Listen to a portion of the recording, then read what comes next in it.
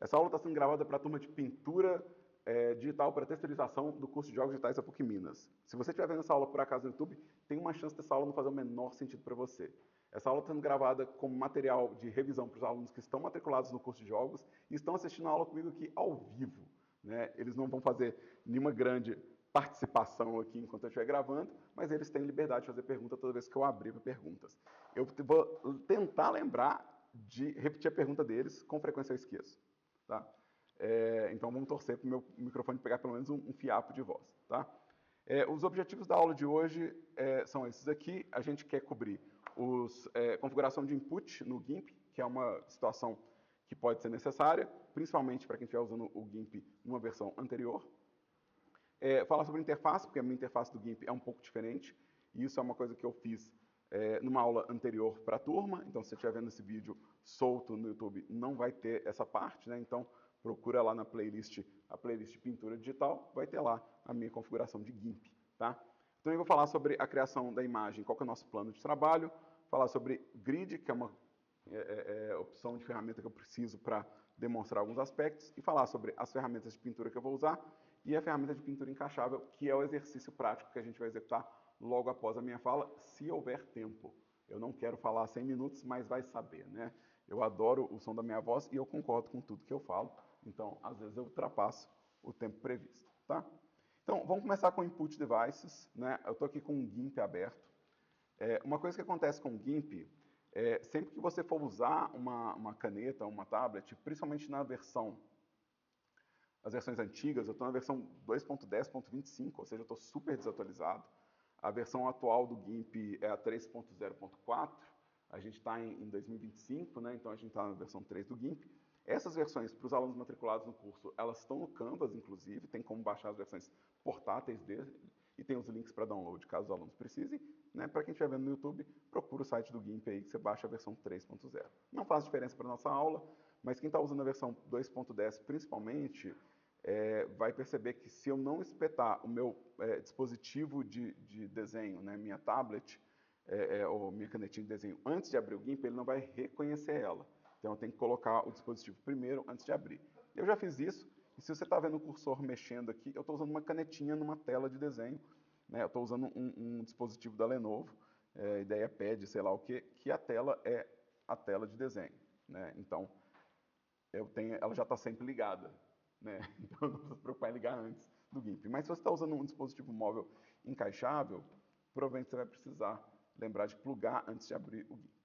Se você plugou, não é só isso que tem que fazer. Você também tem que configurar seu input device para ele ser sensível à pressão. Então a gente vai abrir aqui, em edição, a gente tem uma janela de input devices, né, ou dispositivos de entrada. Eu prefiro usar o GIMP em inglês, eu acho que eu coloquei isso na minha aula de interface, se não tiver, confere lá, mas nas preferências eu peço muito que vocês usem o software em inglês, vai ajudar demais na migração entre softwares, porque o vocabulário fica mais uniforme. Em Input Devices, todos os dispositivos que ele encontrar e tiverem ligados, ele vai deixar aceso aqui nessa lateral aqui, né? Então aqui, ó, eu já usei todos esses monitores na minha vida aqui, ó, tablet monitor, já usei esses teclados, esses mouse, tudo isso eu usei. Não tenho mais, mas está aqui na lista. O que eu estou usando agora aqui é uma Stylus, ou Stylus, eu não sei pronunciar isso, mas seu coração sabe, e para mim isso é bom. Então, eu quero que o meu dispositivo Wacom esteja no modo tela. O modo tela significa que ele vai capturar todo o input de pressão de fora a fora da minha tela. Né?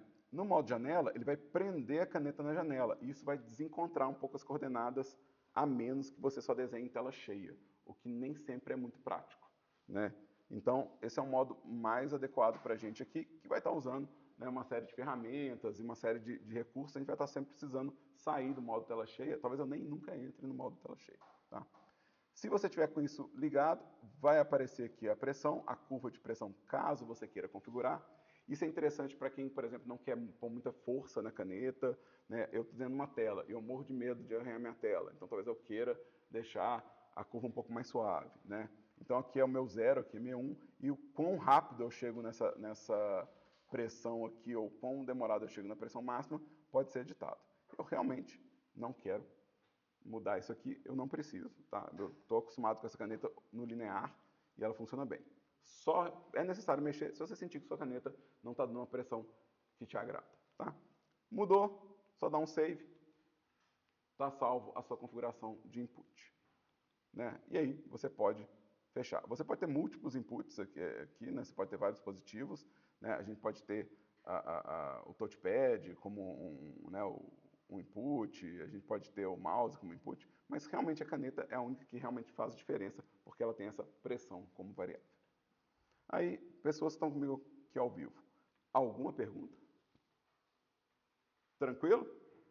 Ótimo, maravilha. Então, qual que é a nossa próxima etapa aqui? Né? Agora que eu falei dos input devices, deixa eu relembrar que eu já falei sobre a minha mudança de interface.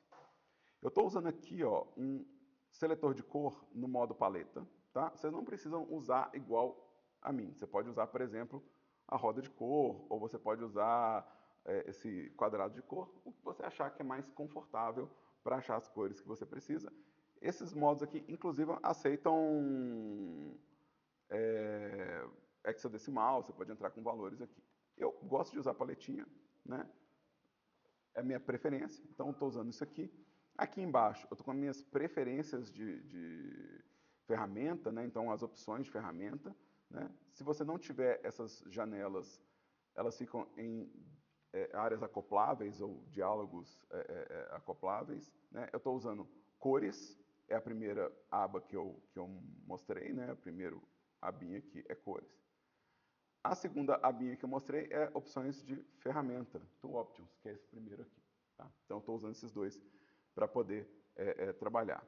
Também vou usar a pintura simétrica hoje, então vou usar o Symmetry Paints. Ele já está aberto aqui, ó, nesse cantinho. E vou usar camadas sempre que possível, sempre que eu achar necessário ou sempre que eu achar que vai ajudar o meu trabalho. Eu vou usar camadas, que é essa interface cinza aqui. Ó. Então, vamos lá. Janelas, diálogos de encaixe. Né? Aqui a gente vai ter layers. Tem até um atalho para layers aqui. Eu não sei se é atalho oficial ou se foi eu que criei esse atalho, porque eu já editei alguns atalhos do GIMP. Mas toda vez que tiver um atalho, vai aparecer aqui. Tá? Então, essa interface, de novo, eu tenho uma aula à parte, né? Mas basicamente o que eu vou usar aqui hoje é cores, as opções de ferramenta, a minha pintura simétrica e minhas camadas. É isso que eu vou usar. Se eu parar o mouse aqui, ele até fala qual que é o diálogo que está aqui. O que talvez seja interessante vocês adicionarem os presets de ferramenta. Se você quiser trocar de ferramenta rápido, ou se você quiser testar os presets, é legal. Então, isso é uma dock encaixável também. Né? Então, é Tool Presets, essa daqui. Né? E talvez você queira também os presets de um pincel que chama MyPaint, que eles ficam salvos à parte, porque é um motor bem diferente de configuração. Então, esse MyPaint Brushes aqui, ele tem esse aspecto um pouquinho mais amigável para quem está começando, que é mostrar realmente o tipo de pincel que você está selecionando. Para quem ainda não conhece os pincéis, isso é bem amigável. Então, talvez você queira usar esse pincel para poder testar e experimentar. Certo? Tranquilo? Tranquilo sobre interface, gente? Alguma pergunta? Maravilha. Então, vamos lá e vamos criar um arquivo novo. Né? Isso é meu formato e o plano. Tá? O meu plano, para quem não sabe, o meu plano é fazer um cenário de jogo pintando a textura primeiro. E depois indo no Blender, levando essa imagem e modelando a partir da imagem. Eu já fiz isso. Eu deveria ter trago um exemplo aqui, é verdade, mas né, a aula ao vivo, assim, eu não vou improvisar demais, não. Na turma que está ao vivo, depois eu abro e mostro um exemplo aqui. Para quem estiver vendo essas aulas gravadas, Deus queira estar vendo no futuro e já tem a última aula para ele ver o cenário pronto. Então talvez eu não tenha que fazer nada demais. Mas é uma técnica bastante comum. Vocês vão encontrar algumas pessoas chamando essa técnica de trim sheet. Mas vocês vão ver que tem outras formas de abordar a mesma técnica. Então, você vai encontrar as duas coisas. Gente chamando o que eu faço de trim sheet, mas gente chamando só de tile test ou com outros termos. Tá? porque eu vou fazer num formato um pouquinho mais retrô, assim, eu vou fazer texturinhas quadradinhas, e o Tile Sheet, quando vocês pesquisarem, vão ver que eles fazem texturas mais compridas. Faz muita diferença na prática, não, é o mesmo processo, a diferença é mais na hora de modelar mesmo. Mas para a gente aqui, texturas quadradinhas estão ótimas. Então, eu vou pedir um arquivo novo. Então, eu vou em File, New. E aqui eu vou definir o meu formato de arquivo. Eu não preciso dessas opções avançadas, tá? Não é necessário. Eu quero só definir aqui uma imagem de 1024 por 1024. É o que eu preciso. Não é problema se alguém quiser fazer uma imagem maior para ter mais pixels de pintura. O que eu peço é, não faça nada maior que 2048. Quando você pega uma imagem de 4096, alguns motores já cortam essa imagem e já viram um problema para o software. Imagens de 4096 elas são realmente muito grandes, muito pesadas, e elas no motor elas podem realmente criar um gargalo nos loads, na hora de carregar. Então, vamos tentar limitar a 2048. Realmente não precisa mais do que isso para a nossa tarefa, mas eu quero usar 1024 por 1024. Então, eu criei aqui uma imagem de 1024 por 1024, e o meu plano vai ser... deixa eu pegar aqui um pincel fininho. O meu plano vai ser fazer 16 texturas no máximo, né? Cada textura com 256 por 256. Opa. Ocupando um quadradinho desses. Quando eu precisar de uma textura maior, eu provavelmente vou usar um espaço maior aqui, mas eu quero fazer pelo menos 9 texturas desse formato, 256. E, como eu vou fazer um cenário a partir disso, eu quero que algumas dessas texturas representem chão, algumas representem rodapé, algumas representem parede, algumas representem teto. Talvez eu precise só de 3 de cada, e talvez eu possa ter aqui alguma coisa que sirva como porta, e alguma coisa que sirva como janela, por exemplo. Então, talvez eu possa resolver tudo com essa textura. Talvez não, talvez eu realmente preciso de mais texturas do que isso. Mas como exercício, eu acho que isso é ótimo. Né? Lembrando que se você quer fazer um projeto mais complexo, talvez você queira uma imagem talvez de 1024 por 2048, ou talvez você queira uma imagem de 2048 para ter mais elementos na mesma imagem. Não sei. Para a nossa atividade e para a nossa disciplina, o que eu vou avaliar, o que eu vou receber é uma imagem de 1024 com 9 texturas de 256 e as texturas adicionais que vocês encaixaram além disso. Né? Eu, por exemplo, não preciso de 3 tipos de chão, por exemplo. Eu posso fazer só 2 tipos de chão. E aí eu ganharia mais espaço. Talvez a minha parede seja muito lisa, então talvez eu possa ter só um modelo de parede, o que significaria só um quadradinho aqui de parede. Isso me daria espaço para fazer outras texturas ou variações da parede diferentes. A parede com rachado, ou a parede com sujeira. Então, são coisas que eu posso fazer. Mesma coisa o teto, talvez o teto uma só já resolva, talvez não precise fazer várias de teto. A gente vai olhar inclusive ao nosso redor para ver como que é o chão onde você está, como que é a parede onde você está, como é a janela onde você está, como é o teto onde você está. É isso que a gente está pintando. Né? Então, se vocês olharem ao seu redor, seja aqui na sala de aula ao vivo comigo, seja em casa, olha ao redor, qual é a textura do seu chão, qual é a textura do seu teto, qual é a textura das suas paredes. Como que é a situação? Você está numa sala que tem portas e janelas? Existem outras coisas presas na parede que podem afetar a sua pintura? Pensa bem direitinho nisso. Que isso pode ser sua referência na hora de pintar, vai saber. Mas vamos lá. Então, esse é o meu plano. Eu criei uma imagem nova, né? Então, eu criei uma imagem nova. Eu digitei o tamanho. O GIMP meio que lembra o último tamanho de imagem que você criou, então se eu pedir uma nova, ele vai fazer com o mesmo tamanho, mas eu digitei o valor aqui. Esses valores, vocês sabem, são todos da potência de 2, né? Então, 2 elevado a 2, 2 elevado a 3, 2 elevado a 4, né? Então, é 4, 8, 16, 32, 64, 128, 256, 512, 1024. E isso é uma regra importante. Quando a gente faz imagem para computador, a gente pula realmente pela potência de 2. Então, se eu quiser fazer uma imagem maior que 1024, ela provavelmente será uma imagem de 2048, para a gente poder encaixar isso no buffer de memória. Não quer dizer que se você fizer uma imagem de 768, ela vai dar errado, ou que ela não vai carregar bem. Mas é só uma boa prática que a gente tem para poder usar melhor o alocamento de memória. Tranquilo? Alguma pergunta até agora? Nenhuma? Como fazer imagem para fundo, normalmente usa resolução HD, né? Tamanho Full HD. Imagem para fundo, então a pergunta do Vicenzo, eu tenho que lembrar de repetir porque eu estou gravando. Imagem para fundo, quando você pergunta, quando faz imagem para fundo, qual que é a resolução que usa?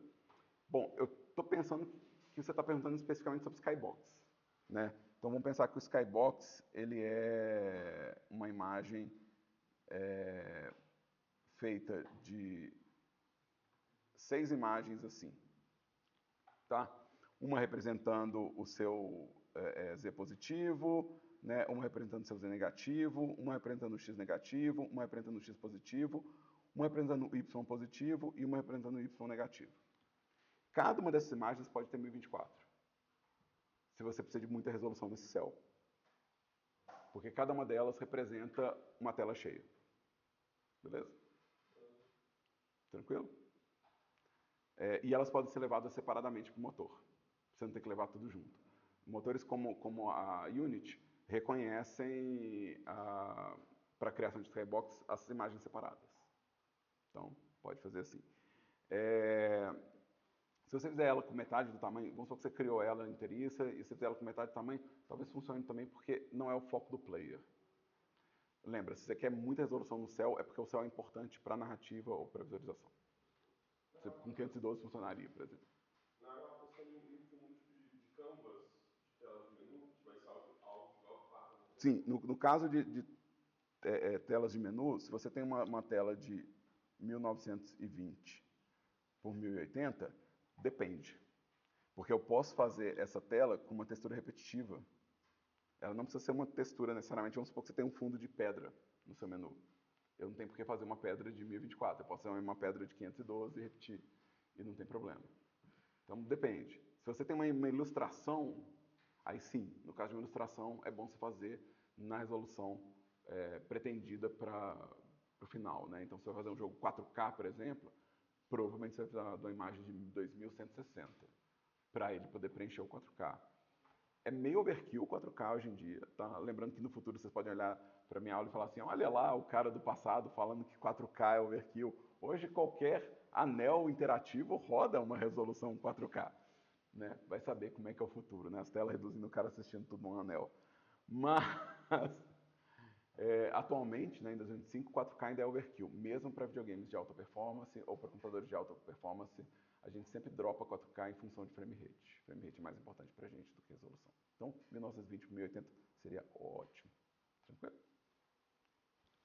Então, no caso de formato de textura, gente, eu estou fazendo no GIMP uma imagem que vai ter várias texturas. Então, eu estou usando 1024 e eu vou ter algo em torno de 16 a, sei lá, 10, 12 texturas, né? Então, eu estou fazendo múltiplas texturas. No caso, se eu estiver usando outros softwares, talvez eu tenha que fazer essas texturas separadamente. A gente vai ver, se houver tempo, no Krita, por exemplo, eu recomendaria fazer vários arquivos de 256 em vez de um arquivo de 1024, porque eles abordam a pintura encaixável de formas diferentes, né?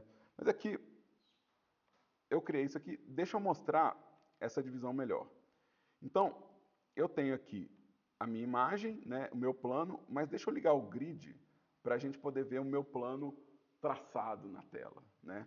Então, toda imagem no GIMP pode ter um grid personalizado. A gente vai em imagem, configurar grid. E eu posso falar aqui que eu quero um grid exatamente do tamanho da textura que eu quero pintar ou da menor unidade de textura que eu quero pintar. Tá? Eu vou inclusive pedir para ele fazer uma linha vermelha no meu grid quando eu criar. Tá? Então, essa configuração ela não está ligada ainda. Eu estou configurando o grid, mas eu não liguei o grid. Tá? E essa configuração ela é salva na imagem que você cria. Então, quando você salva uma imagem no formato GIMP, ele salva essa configuração de grid. Então, você não precisa ficar preocupando em configurar de novo naquela imagem que você está trabalhando. Já fica salvo. Tá? Ele não é uma propriedade do software, ele é uma propriedade da imagem. Então, ele fica dentro do menu imagem. Beleza? Tranquilo isso aqui, pessoas? Suave? tamanho que eu estou usando, 256. Então, vamos dar um OK aqui e vamos ver esse grid, porque eu criei e parece mentira, né? Você não criou nada, Daniel. Tá aí essa imagem sem grid. Então, vamos pedir aqui o meu view, show grid. Então, eu vou fazer o quê? Cada um desses quadrados vai representar para mim uma textura encaixável. Tá? Ou, se for um tamanho diferente, pelo menos vai ser um múltiplo disso. Ou minha textura encaixável vai ser 256, ou ela vai ser 512 por 512, ou 512 por 256. Né? Então eu posso fazer essa mescla e ter uma textura encaixável com um formato ligeiramente diferente. Eu não preciso seguir à risca o quadradinho, eu posso fazer ela comprida, por exemplo. Eu posso fazer uma textura encaixável que tem 1024 de largura por 256 de altura. Então eu tenho alguma liberdade para criar essas texturas encaixáveis. Vamos imaginar que eu vou fazer tábua corrida. É bem comprido, talvez eu queira fazer com 512. Então, é algo a se pensar, tá? Então eu criei meu grid. O legal do grid também é que o grid ele tem uma opção em edição não, em view, de snap. Então você pode fazer com que o seu traço, sua pincelada, sua seleção grude nesse grid. Isso é ótimo quando a gente quer cortar, selecionar ou a gente quer separar alguma coisa que a gente pintou. Bem legal, eu uso isso demais. Eu uso isso muito para fazer sprite sheet para animação de pixel art, onde eu quero mover os meus sprites de forma exata dentro do grid, né? Para eu ter certeza que eu estou deslocando precisamente, do mesmo jeito que no Blender a gente tem, né? Para os alunos aqui, quem está vendo a aula não faz o menor sentido, né? Quem está vendo gravado. Tem que lembrar, esses alunos estão no segundo período do curso de jogos, então eles sabem modelar em teoria. Alguns na prática, né? Mas eles já viram que existe um grid no Blender que tem uma aderência, já viram na Unity que tem um grid que tem uma aderência, e agora eu estou mostrando que no GIMP também tem um grid que tem uma aderência. Beleza? Tranquilo? Suave? Alguma pergunta? Ótimo, gente. Vamos abrir aqui. Vamos ver se meu microfone pega a garrafinha. Isso é água, tá, gente? Isso é água. Água com gás para limpar aqui o esôfago. Sai queimando. Mas vamos lá. Eu não vou precisar do snap para o grid agora, porque se eu fizer isso, minha pintura vai ficar grudando no grid. E eu não quero isso por enquanto. Eu talvez nem queira o grid visível. Mas por enquanto eu vou deixar só para mostrar que a repetição que eu vou criar está acontecendo dentro do espaço do grid, tá? Tranquilo? Então, vamos voltar para o meu plano. Eu falei dos inputs, falei da interface, falei da imagem formato, falei do grid e agora eu vou falar sobre a pintura. Pois é, no GIMP a gente tem 5 ferramentas de pinturas diferentes. Quando eu falo pintura, seria o acréscimo do pixel colorido sobre a superfície. Então, na hora que eu pego uma dessas ferramentas aqui e eu desenho, ele está pegando qualquer cor que eu estou usando aqui e adicionando essas cores na minha superfície. Eu também vou ter uma ferramenta de borracha, né? Então, para apagar o que eu estou fazendo. Né? Então, ele vai considerar a cor de fundo ou a transparência e ele vai servir para limpar a minha pintura. Tá? Eu vou ter ferramentas de edição de pixel com o formato de brush. O carimbo, o perspective, o healing e o smooth, assim como o blur, o dodge, eles editam o pixel debaixo dele, mas eles são configurados da mesma forma que um pincel de pintura. Então eles parecem uma ferramenta de pintura, apesar de ser uma ferramenta de edição. Né? Eles estão editando o pixel que está por trás. Então no caso do clone, ele vai copiar um pixel de um lugar para outro. Né? No caso do smooth, ele vai mover os pixels na superfície. Né? No caso do dodge e do burn, eles vão clarear ou escurecer os pixels que já estão lá. Né? Também serve para pintar, pode pintar à vontade com eles. Tá? Mas a gente vai usar primordialmente aqui essas ferramentas de pintura. O Paintbrush é a ferramenta padrão de pintura do GIMP. Eu vou ter 1 milhão de configurações próprias minhas. Os alunos que estão matriculados no curso podem pegar essas configurações no Canvas, eu deixei lá. Tá? Não assusta com a quantidade de pincel que eu tenho configurado. Isso é o acúmulo de 20 anos trabalhando, 24 anos trabalhando com GIMP. Então, eu acumulei esses pincéis ao longo de muitos anos. E eu fui por demanda, né? Eu talvez não precise de nenhum deles. Mesma coisa, se vocês pegarem alguma outra ferramenta, vocês vão ver que eu tenho um pouquinho mais de configurações que vocês, mas nada que vai ser tão complicado. Tanto que eu vou usar aqui, ó, o pincel que eu vou usar aqui é o pincel mais padrão possível que eu tenho na minha configuração, que é o Default. Vamos ver, cadê o meu Udan Default? Default Udan. É um pincel redondo, né, um pincel de ponta redonda, que vai ter uma dinâmica básica. A dinâmica básica, ela é opacidade e pressão sendo afetadas, opacidade e tamanho afetadas pela pressão, que é o mais básico que você vai ter. Opacidade e pressão aqui. Então, eu vou usar provavelmente esse pincelzinho aqui para dar os meus exemplos de pintura encaixável. Mas vocês podem experimentar o Pencil, que é ótimo para pixel art. Esse é um pincel para pixel art mesmo, tá? Vocês podem pegar o aerógrafo, que tem um aspecto de acumulação de tinta. Então, mesmo que você não esteja deslocando seu pincel, ele continua mandando cor para a superfície.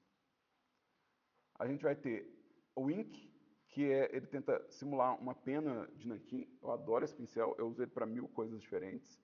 E é uma das razões pela qual eu tenho dificuldade em trocar para outros softwares de pintura, porque eu sou tão acostumado com essa ferramenta e não tem nada parecido em nenhum outro software, nem de perto. Então é muito único do GIMP, muito legal, vale a pena experimentar se você gosta do aspecto de visual de nanquim. E tem o My Paintbrush, que de novo, eu já citei ela mais cedo, é a ferramenta de pintura talvez mais amigável para quem está começando no GIMP, porque ele tem as prévias com com o visual dos pincéis aqui, né? Então ele tem uma prévia que mostra o visualzinho do acabamento. Isso é um pouco mais amigável, porque se você tem só texto, como é que você vai saber qual que é aquele brush, né? Você vai ter que testar e meio que decorar. Então isso é bem amigável, então a gente pode começar com esse. Essas são as ferramentas de pintura que a gente vai usar, tá? Vocês podem usar as outras também, vocês podem experimentar à vontade, né? A gente vai começar só com isso, tá? Deixa eu abrir a pergunta, que já vi que tem mão levantada, antes de ir para pintura repetitiva.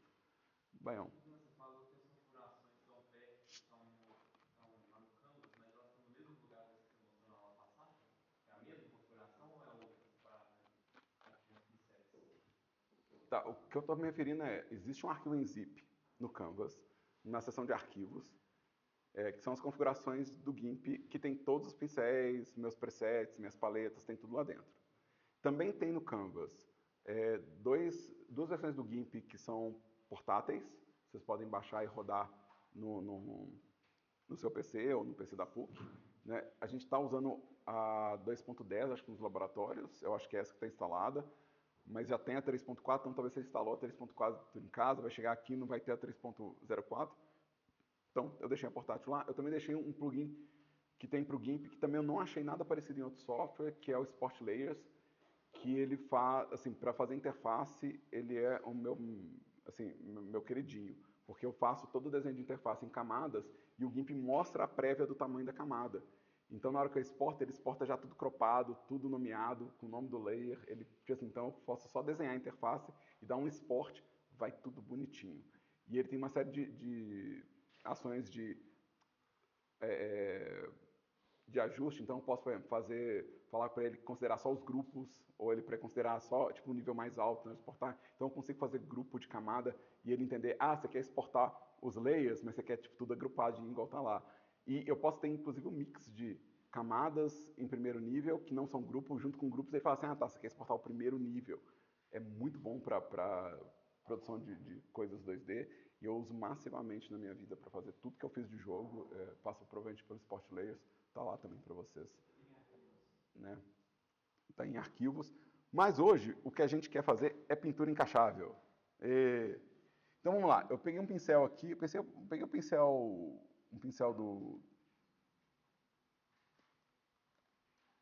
do My Paintbrush, que é deixa eu mostrar os nomezinhos aqui, porque fica fácil. A gente pode pedir para ele mostrar os nomes. Né? Então aqui tem 1000 pincéis, né? Então vocês vão ver que tem o nomezinho do lado. Né? Se você quiser, eu estou pegando o Basic Digital Brush Smoothing.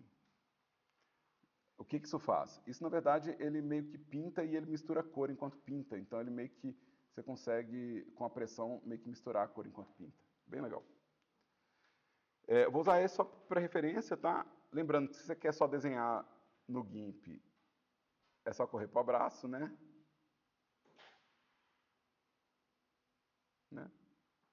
Então, se quiser desenhar no GIMP, só correr no abraço, é só ir lá e desenhar. Uma coisa que eu faço, por hábito, geralmente eu faço meus desenhos em camadas separadas, tá? Nomeando as camadas, obviamente, né? Então, a primeira textura que eu vou pintar, eu provavelmente vou batizar ela com o nome do conteúdo que eu vou fazer. Eu vou chamar ela de verdes, porque eu não tenho nada ainda pintado, então qualquer nome vale por enquanto. Talvez eu comece pintando com tons de verde para poder mostrar isso aqui, tá? Se eu for pintar uma textura encaixável, uma coisa que eu vou querer é começar com uma cor opaca primeiro, tá? É sempre bom a gente pensar a cor de fundo. E é muito bom a gente sempre separar o que é textura opaca de textura com transparência. Não é legal ter os dois atlas junto, nem ter o mesmo material com as duas coisas, tá? É bom separar o que é opaco do que tem transparência, porque em 3D, as transparências elas se sobrepõem às vezes de forma imprevisível. Então é legal que você tenha o seu material de alfa e seu material de opaco. É legal que você tenha sua textura de alfa e sua textura de opaco sempre que possível. Nem sempre é possível. Então, às vezes, você tem que ter o alfa junto com a parte opaca, por exemplo, um personagem, ele vai estar usando uma roupa, a roupa está rasgada, o rasgado é alfa, mas a pele é opaca. Então, às vezes, não tem como escapar. Mas, no caso de um cenário, eu posso ser um pouquinho mais severo e falar, não, eu não vou pintar nada que tenha transparência nesse atlas. E vou fazer um atlas só de transparência. É muito comum a gente fazer, por exemplo, tudo que envolve solo, terreno, a gente faz opaco, mas o que envolve folha, planta, flor, faz separado com alfa. Beleza? Aqui eu vou fazer qualquer coisa. Eu preciso pensar ainda em termos figurativos, mas é uma demonstração de como a ferramenta funciona. Então eu não preciso ainda ser figurativo, eu estou guardando isso para uma aula posterior. Tá? Então aqui ó, eu tenho as minhas simetrias, tenho o espelhamento. O espelhamento, ele é muito legal para fazer padrão, mas aqui no caso não é o tipo de coisa que eu quero que a textura possa ser encaixada uma do lado da outra. Então, não vai ser o espelhamento que a gente vai usar, mas não quer dizer que você não possa usar isso para pintar. Fica à vontade. Eu tenho também a opção mandala, né, que é muito legal para fazer padrão. Não é o que eu vou usar hoje, mas eu recomendo demais que vocês experimentem, né, tipo, para fazer certos padrões. É legal para fazer ícone, é legal para fazer certos padrões florais, é bem legal mesmo. Tá? O que a gente vai usar aqui é o tiling. Tá? No caso, meu tiling, ele automaticamente vai identificar o tamanho da imagem e ele vai calcular metade desse tamanho. Isso ele faz automático. Então aqui ele está achando que eu quero fazer uma textura encaixável de 512 por 512, mas não é o que eu quero. O que eu quero é uma textura encaixada de 256 por 256. Então eu vou trocar esses valores aqui, ó. Eu vou colocar aqui, ó, 256. Os valores estão trancados por essa correntinha aqui, ó. Então eles estão linkados. Então quer dizer que quando eu mudo um, mudo o outro. Se você quiser fazer valores diferentes, você tem que clicar nessa corrente e desmontar ela. Aí você consegue fazer, por exemplo, 256 por 512 ou 512 por 256, né? Então isso aqui, ó, eu vou manter assim. A gente não precisa deslocar nossa textura encaixável. Esse shift ele seria um deslocamento, né? E eu não preciso limitar o número de traços em nenhum eixo. Eu não quero fazer nenhum tipo dessas variações. O que eu quero, na verdade, agora, que eu criei, é fazer a minha textura encaixável, né? Então, eu vou pintar aqui, mas o meu padrão é só esse pedacinho aqui, ó. Então, tudo que eu for pintar aqui, né, eu falei que ia ser verdes. Então, vamos lá. Deixa eu escolher um verde aqui e preencher. Vamos preencher aqui, ó. Aqui eu estou em Edit, tá? Vou preencher com a cor de frente. E vamos escolher aqui um verdinho mais claro aqui. E vamos fazer um... E aí, como a textura é encaixável, qual que é o primeiro ponto aqui da nossa atividade? Obviamente que é pintar uma textura encaixável. Mas aí, isso aqui ó, é muito comum. A pessoa vê o limite e ela começa a pintar pensando no limite do grid, né? O ideal, inclusive você pode desligar o grid por causa disso, é que você não pense no padrão verticalizado, horizontal. É bom pensar que você está fazendo um pouco mais livre, né? Então, você está tentando fazer a coisa um pouco mais independente dos limites, para poder criar uma coisa mais orgânica. Tá? Outra coisa, é bom referência, tá? Minhas referências não vão estar aqui no meu PC, porque elas estão no meu celular ainda. A turma que está comigo ao vivo vai poder ver do que eu estou falando, porque eu vou levantar meu celular para eles verem. Você que está vendo gravado vai só acreditar com seu coração mais puro possível que eu estou falando a verdade. Mas eu tirei uma série de fotos nesse fim de semana de texturas que podem ser encaixáveis. Eu fiz um passeio num depósito, tipo Leroy Merlin, alguma coisa assim, tá? Que não é patrocinador, inclusive. Então eu fui tirando fotos de várias coisas que tem lá, coisa para fazer parede, coisa para fazer chão, planta de plástico, para você fazer aqueles muros verdes, tirando. Tudo que eu vi assim, eu fui tirando. Então eu tenho uma lista de referências aqui no meu celular de coisas que são repetitivas, né, e que estão, né, ao meu alcance, né? Eu posso ir em qualquer depósito que tem esses pisos, essas estruturas e fazer isso. Então, eu vou abrir uma dessas referências aqui, né? Eu fiz umas de planta de plástico. Isso é planta de plástico mesmo. Aliás, tem vários tipos lá no Leroy. De novo, não é patrocinador, tá? Até porque caro para chuchu. Né? Não é de barato, sei lá. Né?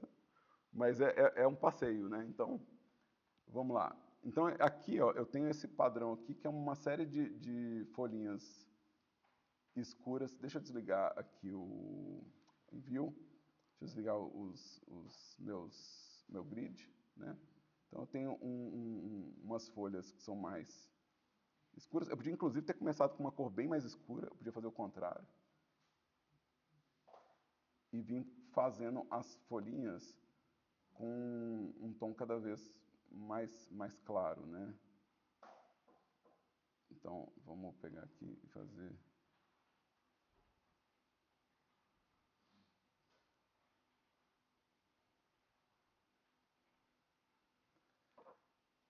Só o pincel bolinha, aqui eu vou reduzir o tamanho dele para fazer as linhas das folhinhas acontecendo aqui, para dar uma sugestão de que isso é folhinha. E pronto. Tá ótimo. Não, se eu for fazer uma coisa que é em primeiro plano, muito importante para jogo, obviamente que eu vou ficar horas e horas refinando e polindo essa pintura. Mas se é um negócio de fundo, tá ótimo, tá pronto. Né? Eu olho aqui para minha referência, né? E o que eu posso fazer aqui mais é tipo só aprofundar um pouquinho umas áreas, deixar umas áreas mais fundas, outras mais claras, mas nem é interessante afundar demais se o seu player vai chegar perto. Você vai afundar bastante se for distante mesmo, né? Então, se for distante, eu posso pegar, às vezes, um tom mais escuro, né? E aqui eu vou subir de novo o tamanho do meu pincel. Acho que eu posso subir bastante aqui. Opa! Apertei um delete sem querer aqui. Aí, ó. Então, talvez eu queira vir fazendo umas coisas mais sombreadas lá no fundo, né? Só para gerar profundidade, né? Então, talvez, que é uma coisa que tem na minha foto, né? Tem essas sombras aprofundando a coisa. Então, isso vai empurrar um pouquinho o verde intermediário para cima, tá? E basicamente o que a gente faz com pintura é isso, é olhar uma forma, tentar identificar qual forma que está lá e tentar reproduzir com gesto. Então, aqui é uma textura de folhas, né? Se fosse uma coisa mais geométrica, né? Então vamos pegar uma das pedrinhas que eu peguei aqui. Deixa eu fazer uma das pedrinhas que eu peguei. Fotinho. Então, vou pegar aqui uma cor mais ou menos escura. Eu vou fazer do escuro para o claro, Não tem nenhum motivo especial para isso, tá? E aí eu vou marcar, vamos pensar que isso aqui é o rejunte mesmo, tá? Isso aqui é a cor do rejunte. E aí eu vou pegar tons mais claros e vou fazer essa sobreposição.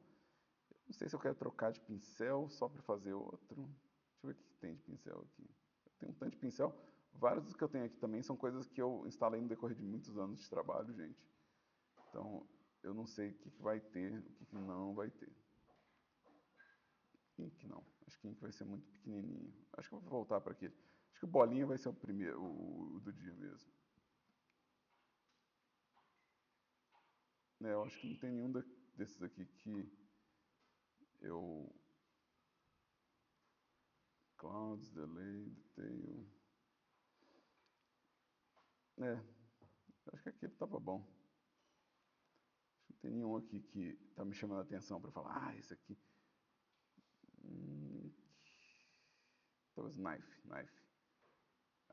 Vai ser um Knife. Então, o que eu quero fazer aqui, ó, é marcar os retângulos que eu estou vendo na minha imagem, né? Que eles nem são uniformes não, tá? Essa pedrinha que eu peguei, ela tem, na verdade, umas pedras estreitas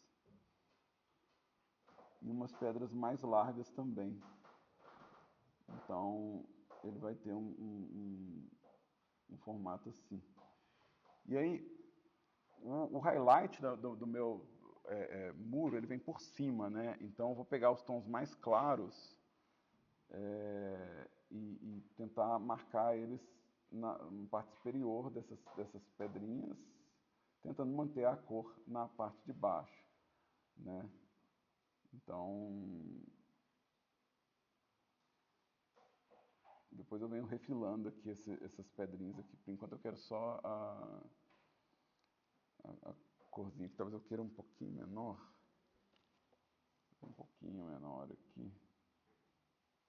Vou fazer um...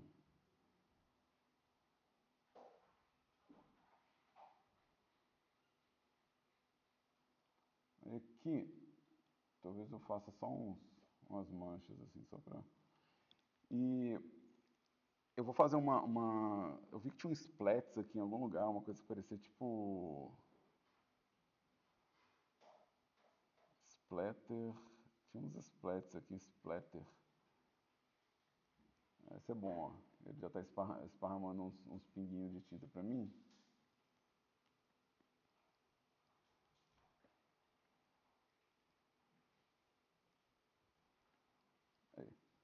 Aí agora eu vou refilar essa pintura aqui, né? Vou pegar uma cor escura aqui, um pincel mais default desses... Aquele Basic Round lá, não lembro como é que eu chamo, esqueci o nome. Aquele primeiro que eu usei. Blend and Paint, esse é massa. Faz a mesma coisa do outro, só que ele já está aqui. Então aqui eu posso vir dando uma refilada aonde eu achar que está precisando destacar, né? É que eu vou dar zoom porque eu sou filho de Deus, gente. Eu preciso às vezes de um... Deixa eu ajustar meu Wacom aqui para... Essa panorâmica eu consigo fazer com espaço, tá, gente? Espaço faz essa panorâmica, tá? O clique do botão do meio também, dependendo da sua configuração, faz isso também, tá? Então, eu quero bem pequenininho assim. Talvez eu queira até ser mais severo com a cor aqui, para poder fazer essa marcação aqui, fazer esse sombreado do tijolinho. Lembrando que cada tijolinho desse que eu estou pintando todos, tá? É parte do rolê da pintura encaixável, né? Quando eu pinto aqui, ó, eu estou pintando meio que todos, né? De novo, quanto mais próximo, mais detalhado eu vou ser, quanto mais distante, mais solto eu vou ser. Então isso aqui eu vou chamar de brick, tá? E a princípio eu quero meio que só isso mesmo, eu quero tipo as minhas texturas em camadas, não vão ser essas que eu vou usar, tá? Mas quando eu for montar o meu atlas de textura, tudo que eu tenho que fazer é isolar os pedaços que eu quero. Então, aquele grid lá, eu uso ele para falar, esconde o resto fora dessa seleção, ou então esconde o resto fora dessa seleção. Então, eu consigo trabalhar com isso. Até fazer variação. Quando eu quiser fazer variação, eu posso só desligar o tiling,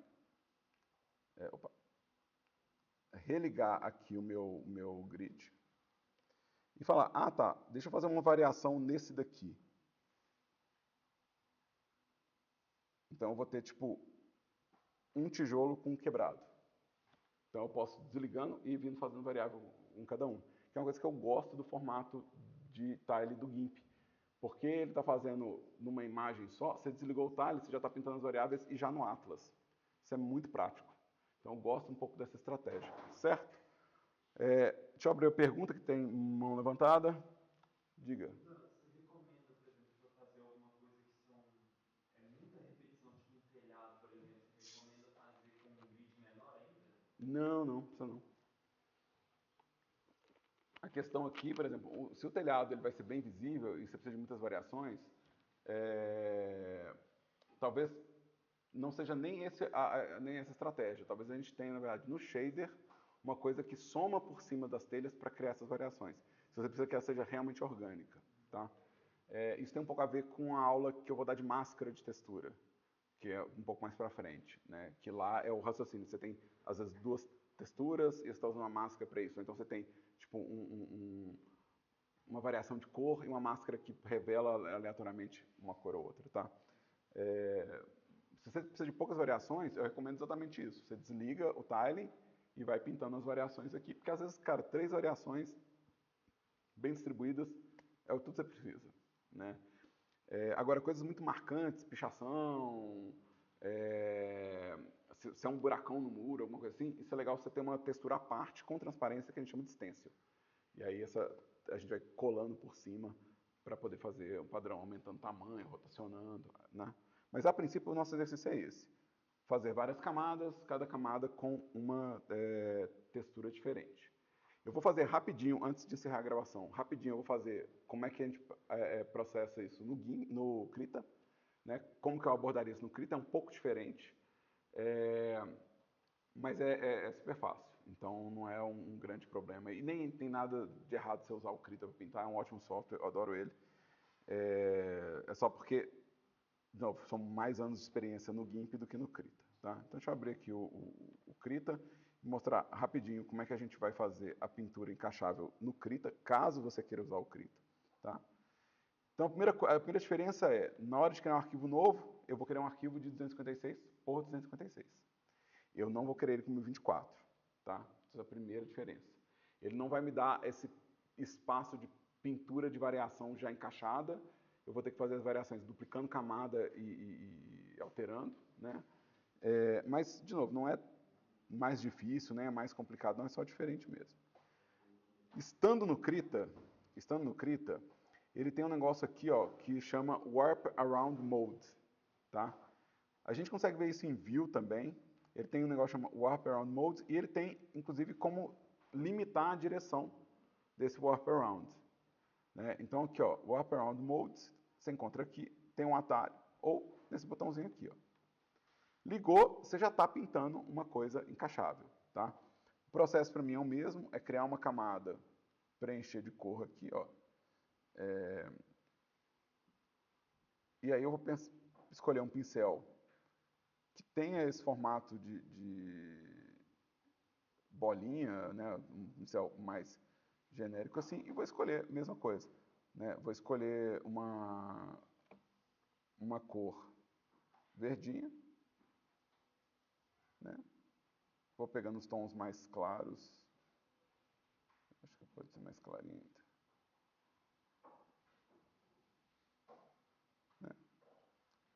Se eu quiser fazer a mesma coisa de criar umas profundidades aqui, eu posso.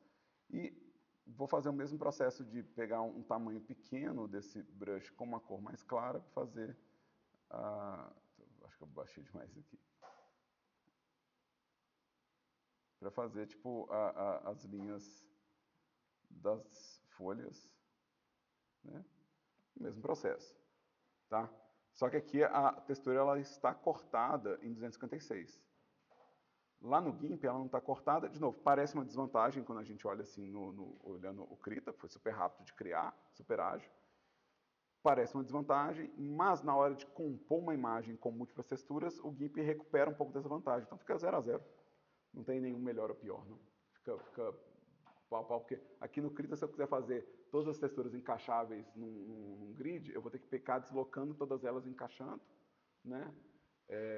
E eu também, se eu quiser fazer variação, eu tenho que duplicar, ligar o negócio de pintar, pintar. Então, eu acabo ganhando umas etapas a mais que são possíveis de executar no GIMP também. Mas acabo ganhando umas etapas a mais, mas não tem nenhum problema não, tá? É super gostoso, tem uns pincéis ótimos, né? É só uma diferença de abordagem. Ou seja, aqui eu já estou fazendo o meu Atlas, já no formato Atlas. E lá eu estou fazendo as texturas para depois compor um Atlas.